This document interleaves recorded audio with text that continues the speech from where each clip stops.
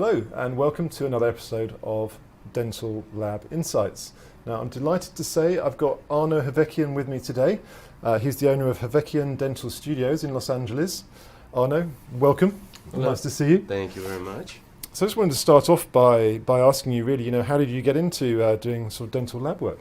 Well, I grew up in a dental laboratory. My dad has been a technician for over 35 years.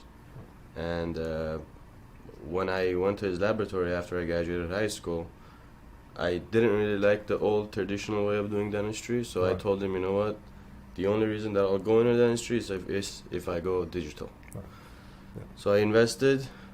I went with Sirona because I learned Sirona from college. That was the only system I knew. Right, yeah. And then I just got into digital dentistry from the age of maybe 21. And then after 21, I opened up my own laboratory, and that's how I got started. Right, yeah. And I understand that you specialise in crowns. How do you sort of differentiate, your service from another kind of dental lab? How do you approach that?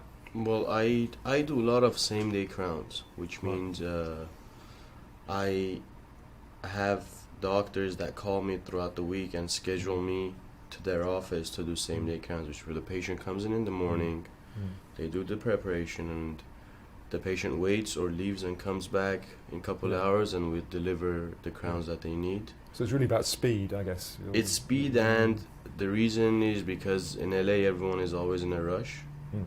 They always want to go places, so they take that one day off to come into the dental office. They want everything to be done. Yeah.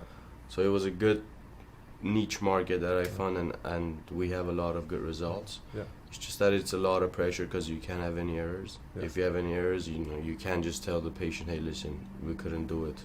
Yeah. You have to do it regardless. And I guess you couldn't do it without the new digital technology and techniques that are available.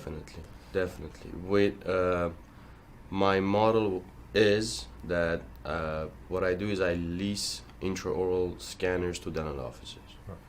So if any dental offices is in need of intraoral scanner, they come to me, and that's my marketing tool. That's how I get into dental offices with intraoral scanners. Without having them invest in their office, they get a free scanner, but I get all of their production. Yeah. And do you face challenges in terms of sort of educating the dental practice on what sort of technology they should be using? Yes, I would say yes and no. It depends. If the dentists if they have been in the business for over 25 years, it's very rare for them to know what digital technology is. So you have to educate them. Yes. Yeah.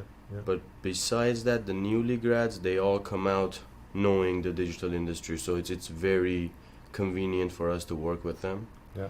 Because they already know what they're doing. They have already done a lot of same-day crowns at school. But the old ones, I do a lot of training. I'm an advocate, so I do a lot of training for them. And if anyone needs help, I have an education facility in my laboratory where they come in and they learn all scanning, designing, milling. They learn everything on the spot and they leave. Yeah, fantastic. And talking about the younger generation getting involved in dentistry, how do you go about kind of resourcing your operation? So I graduated from LACC from, when was it? 2014. Right.